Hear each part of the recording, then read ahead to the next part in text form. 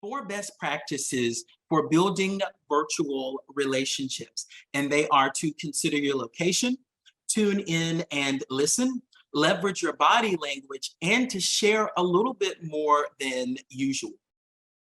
So, starting with considering your location, this has everything to do with your location, technology, and your background. Before the pandemic, we thought about, where do we want to have this meeting? We invested time, thought, and resources in choosing that, what we felt would be the perfect location. Whether it is booking that office space or boardroom or conference room at your office, whether it's meeting the client or customer at their office, or one of my personal favorites, selecting a fine dining restaurant, what have you. Maybe it's a training room that you designate to conduct whatever that meeting or event is.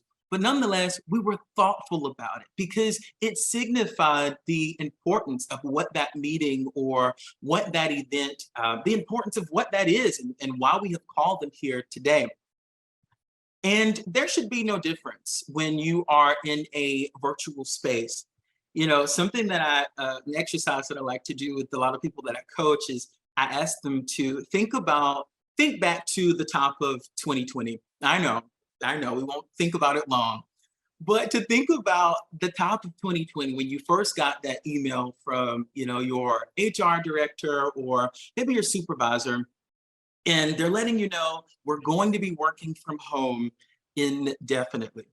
Now, beyond that initial excitement of celebration that I'm going to be working from home, what did your setup look like? What did your office space or your work environment look like? Did your living room automatically double as, the place where you are now working and getting most of your work done? I've had some people to say to me, I have a home office, but it's more functional. It's not really for people to see because it's kind of in disarray. Or I've had someone in a coaching session say to me, she says, well, I actually had in 2020, at the top of 2020, I used my basement as my home office. But what I didn't realize, she said, it took me like 10 meetings in to even realize they can see the pile of laundry in the background of my workspace.